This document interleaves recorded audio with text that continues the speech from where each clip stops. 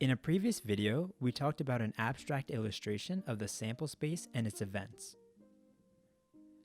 where this closed rectangle contains all the possible outcomes of a procedure, and we can circle some of the outcomes to represent an event. Let this circle represent event A, and this circle represent event B.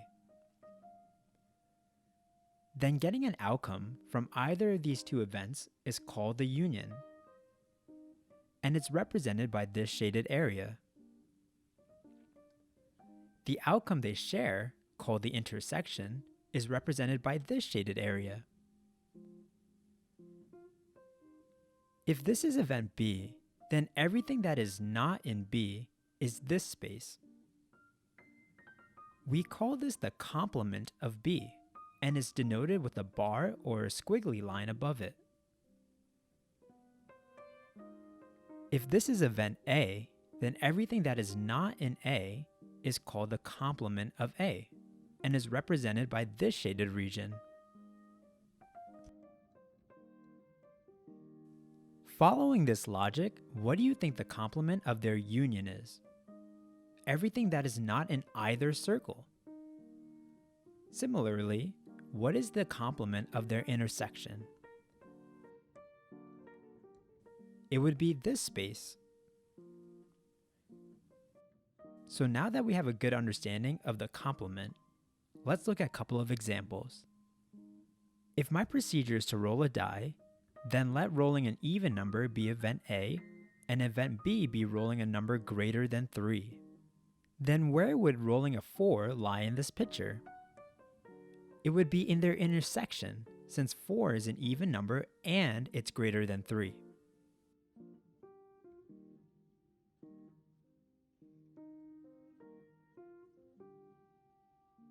Where would rolling a number less than or equal to 3 be? Well, notice that rolling a number less than or equal to 3 is the opposite of rolling a number greater than 3. In other words, it's the complement of event B. So it would be everything that is not circled by B.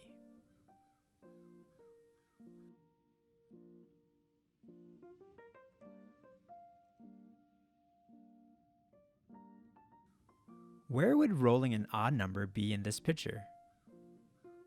Well, rolling an odd number is the opposite of rolling an even number. So it would be the complement of A and would be represented by this space.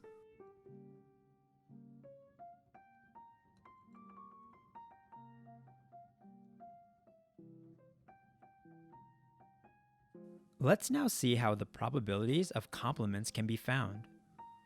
If you remember from a previous video, we said that the probability of the union of all possible events is equal to 1, and is represented by this shaded area, which is the entire picture.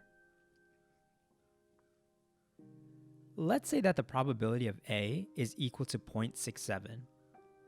Then the probability of the complement would be 1 minus 0.67.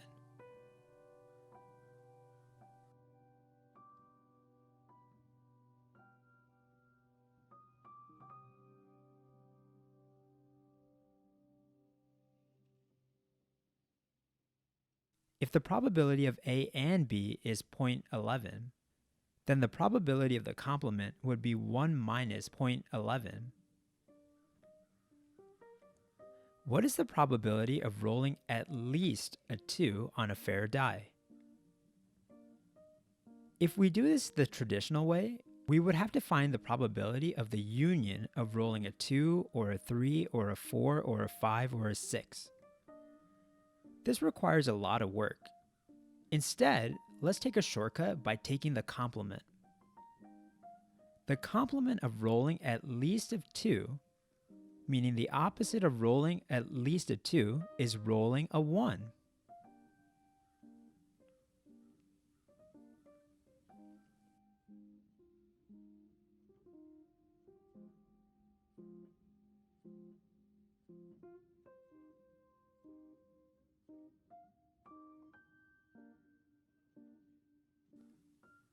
If we do this the traditional way, it would take a very long time and would require more math than we know. So to make this question easier, let's take the complement. The complement of getting at most 9 questions correct is the same as getting 10 questions correct.